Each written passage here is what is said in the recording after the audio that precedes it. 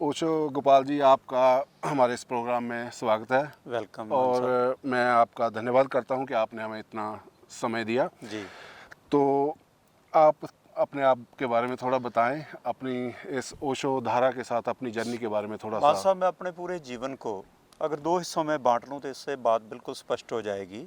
एक ओशोधारा में आने से पहले का जीवन और एक सतगुरु के चरणों में आने के बाद का ओशोधारा में अध्यात्म का जीवन। हम पहले जहां आने से पहले के जीवन की बात मैं करेंगे। वही कह रहा हूँ कि वहाँ जो जीवन जी रहा था तो मेनली मेरे चार उद्देश्य थे कि तन पद यश और ज्ञान इकट्ठा करूं। सभी के यही होते हैं। हाँ, और सभी की दौड़ में मैं शामिल रहा, राजनीति में भी रहा, नौकरी भी कर रहा था, धन की भी दौड़ थी, पद की भी थी, यश मान की थी, ज्ञान भी अर्जित करने के लिए जगह जगह गया, लेकिन कहीं भी तृप्ति नहीं मिली।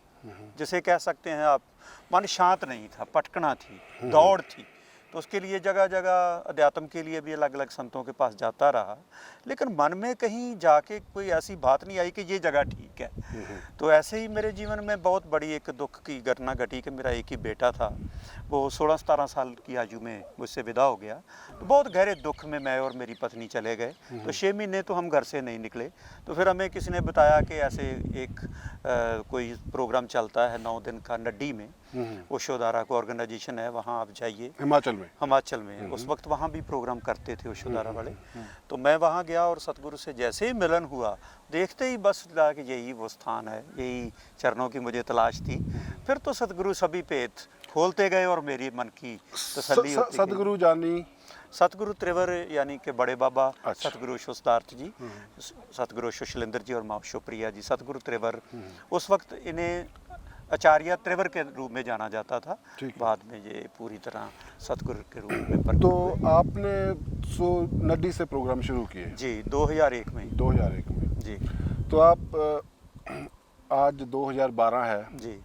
हम लोग फरवरी 8 मूर्थल में बैठे हैं। जी तो आपका जो वो मिलन और आज और इससे पहले, हाँ। आप इनको दो लफ्जों में क्या कहेंगे, क्या फर्क आपको महसूस हुआ है? आज मैं अगर स्वर्ग भी शब्द को छोटा होगा, इतना सुंदर जीवन है मेरा कि मैं धन भाग समझता हूँ अपने, और जीने की मतलब मज़ा आ रहा है जीने का, जीने को दिल करता है। पहले तो जैसे जीवन को काट रहे थे, अब जीवन का आनंद है, और ऐसे जीवन में ऐसे सतगुरु के चरणों में तो मैं बार बार आना चाहूँगा। तो अब आप ओशोधारा के एक लीडिंग आचार्य हैं, बहुत अलग अलग जगहों पे बहुत से अलग अलग लोगों से मिलते हैं। तो ऐसे में आप कैसे दूसरे लोगों को प्रेरित करते हैं कि वो भी अध्यात्म की यात्रा शुरू करें? बहुत सुंदर बात की आपने मान साहब। सबसे दुखती रग जो है हर व्यक्ति की, वो है कि उसके जीवन में दुख है और उसे ये पता नहीं कि इस दुख से मुक्ति कैसे हो। वो इसके लिए नशों का सहारा लेता है, धन का सहारा लेता है, रिक्रिएशन मनोरंजन करने के लिए तरह तरह के डंबर करता है, लेकिन दुख बढ़ता जाता है। तो जब उनसे पूछते हैं कि बताओ आपके जीवन में कोई दुख है, तो दुख तो है, तो दुख से मुक्ति कैसे हो, तो इसीलिए वो प्रेरित होते हैं। और फिर आगे फिर परमात्मा की बात और आनंद की बात तो बाद है। सबसे पहले तो दुख से मुक्त हो जाएं, कैसे आपके जीवन में आनंद आ जाए, यही बहुत बड़ी बात है। वो कहते हैं ना कि नानक दुखिया सब संसार। जी। इस संसार में ऐसा कोई इंसान तो है नहीं जिसे दुख ना हो, और दुख जब तक नहीं आता तब तक परमात्मा की याद नहीं आती। बिल्कुल बिल्कुल। सुख आता है मगर उसका पता नहीं चलता, मगर दुख हर पल आपको बताता है कि मैं हूँ। तो उस हूँ को आप कैसे छुड़वाते हैं? देखिए, जो हमारा जो पहले लेवल का प्रोग्राम है, उसका जो पहला हिस्सा है 3 दिन का ब्लिसफुल लिविंग, आनंद प्रज्ञा उसे कहते हैं। तो उसमें जीवन की तलाश हर व्यक्ति बताता है कि मुझे शांति की तलाश है, मुझे ये तलाश है। तो अल्टीमेटली एक ही कंसेंसस पर हम आते हैं कि मुझे आनंद की तलाश है। तो आनंद कैसे आए कि हम क्या करते हैं कि जीवन में सुखों को लाना चाहते हैं, लेकिन सुख तो आते नहीं, दुखों से जीवन और बढ़ता जाता है। तो हम सिखाते हैं कि आप अपने जीवन से दुखों को कैसे दूर करें ताकि वो जीवन में सुख आ जाए।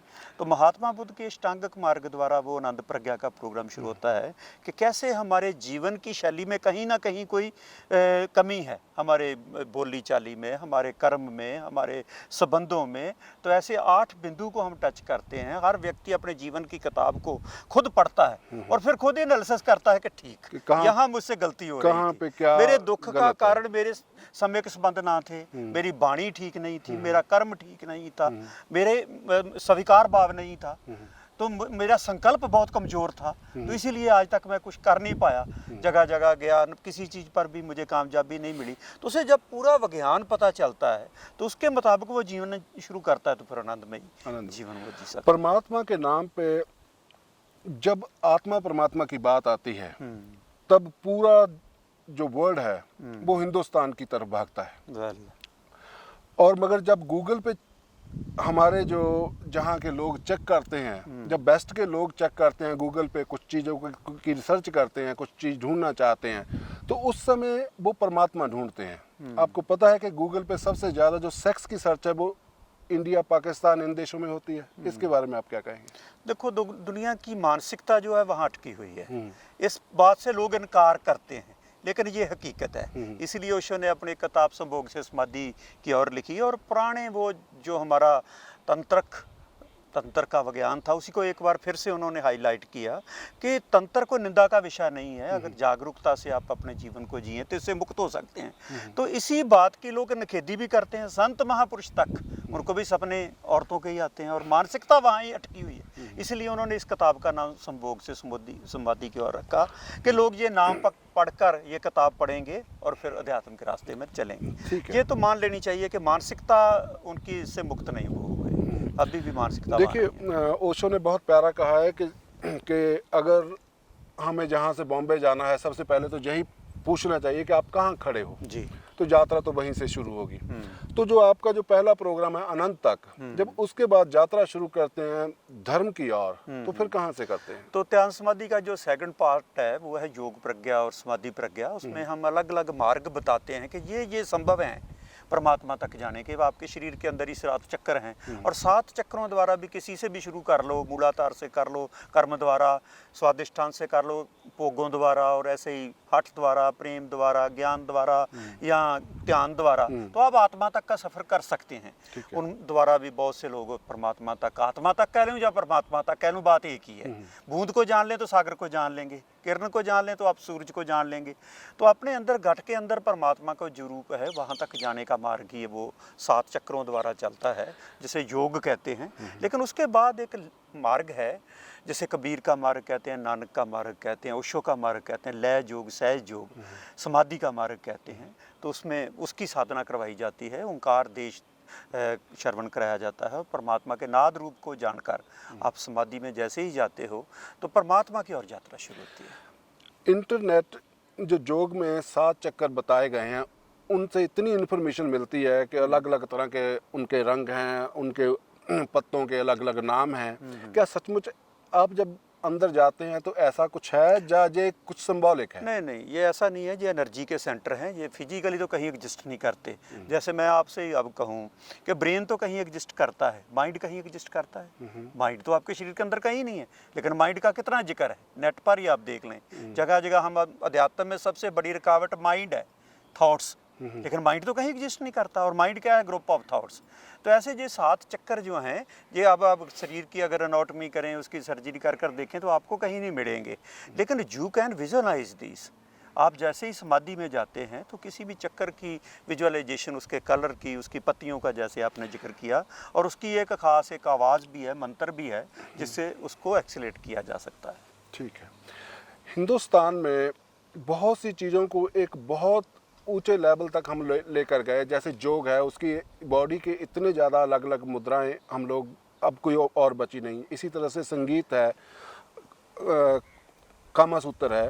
मगर आज का हिंदुस्तान जो उन पुरानी परंपराओं को बिल्कुल भूल चुका है, जहाँ ऐसा कुछ मिलता नहीं है। जहाँ हम देखते हैं, जहाँ आपने स्वीकार की बात की है, मुझे लगता है वो हर चीज़ ही स्वीकार कर रहे हैं। जैसे जगह जगह गंदगी है, परमात्मा के नाम पे बहुत से अलग तरह के ढोंग हो रहे हैं। तो अब आप इसके बारे में क्या कहेंगे? हिंदुस्तान की ट्रेजेडी रही कि यहाँ तथाता की साधना थी कि स्वीकार, तेरी रज़ा पूरी हो, जो तुझ पावे नानका सोई सोई हो। और उसी तथाता के कारण इन लोगों ने सब कुछ करना ही छोड़ दिया कि जब करना ही उसने है तो फिर करने की ज़रूरत ही क्या है। तो इसीलिए ये बहुत कमज़ोर रह गए हर पक्षों, आर्थिक पक्षों भी। ये पूरा जो प्रॉपर्टी है ये हिंदुस्तान की थी, वो विश्व ले गया, यूरोप ले गया। उसने रामायण पर या उसने बाकी हमारे ग्रंथों पर, महाभारत पर खोज करके पता नहीं कहाँ कहाँ देखो पहुँच के क्या क्या ईजाद कर लिया। लेकिन वही ये तथाता वाला भाव कि करने की क्या ज़रूरत है, और उन लोगों की ट्रेजेडी क्या रही कि उनको तथाता नहीं है। उन्होंने हर तरह से तरक्की की, पैसा, हर तरह की सुख सुविधाएं अर्जित की, लेकिन तथाता नहीं है। इसीलिए अब परमात्मा की खोज में वो निकले। मगर 21 साल 3 महीने का उसमें एक टाइम चाहिए, और कुछ लोग, हर आदमी यहाँ काम धंधे वाला है, तो ये कितने टाइम में इतना सब कंप्लीट देखो, होता है? परमात्मा इतना सस्ता भी नहीं है कि हम कहें कि एक ही दिन में मिल जाए। कंडेंस नहीं किया जा सकता है इसको। जन्म जन्मांतर लगते हैं, कहते हैं सब, ठीक है। तो हमें एक ही जन्म में, और एक जन्म के भी एक छोटे से हिस्से में ही अगर सब कुछ पालें तो ये भी संभव नहीं है। सभी की एक जितनी तैयारी भी नहीं है। जो यशोधरा में भी आ रहे हैं, कई तो बिल्कुल ही मैच्योरिटी के बिल्कुल पास हैं, पकने के बिल्कुल पास हैं, तो उनकी तो छलांग बहुत जल्दी लग जाती है। कईयों का भी सफ़र ही शुरू हुआ है, तो अगले जन्म में हो जाएगा, उससे अगले में हो जाएगा। जल्दी भी क्या है, आना तो है ही, बार बार यहाँ ही आना है, जाना कहाँ रे। ओशो ने अपने अंतिम दिनों में जो वाइट रोब में वो एक प्रैक्टिस करवाया करते थे कि 7 कदम चलो और कहो आई एम इनलाइटेड, मैं बुद्धा हूँ। और वो कह रहे थे कि उस समय कि आपके मानने के ऊपर है, इसी वक्त घट सकता है, अभी है, इसी क्षण है, पावर ऑफ नाउ। आप संख्योग की बात कर रहे हैं। सारे अष्टावक्र तो अब भी हैं, जनक नहीं है। जनक अब भी हों तो 7 चक्र में, 7 कदमों में भी हो सकता है, लेकिन गुरु पर भी श्रद्धा और समर्पण बहुत देर के बाद शिष्य को आता है। गुरु बनना आसान है, शिष्य बनना बहुत मुश्किल है। शिष्य का पूरी तरह समर्पण, श्रद्धा, जो गुरु कहे अटल है, ठीक। गुरु कहे आप आत्मा हो, ठीक, मैं आत्मा हूँ। आप परमात्मा हो, हाँ मैं परमात्मा हूँ। लेकिन शिष्य के मन में जो सवाल उठते हैं, शंका पैदा होती है, वो उसकी प्रोग्रेस में बहुत बड़ी रुकावट। गुरु कहे रात, तो शिष्य को कहें हाँ जी बिल्कुल रात है। अब गुरु कहेगा नहीं, गुरु की तो मत मारेगी, ये कह रहा है रात, रात तो है नहीं, जो तो दिन है। गुरु की बड़ा विशाल दृष्टि है, उसका जो स्पेक्ट्रम है बहुत ब्रॉड है, और शिष्य का अभी बहुत सीमित है, वो डिसाइड नहीं कर सकता। मगर ओशो की कहीं कोटेशन है कि जहाँ जो भी आता है गुरु आता है, शिष्य कोई नहीं आता। तो आपको कुछ शिष्य मिलते हैं जहाँ पे?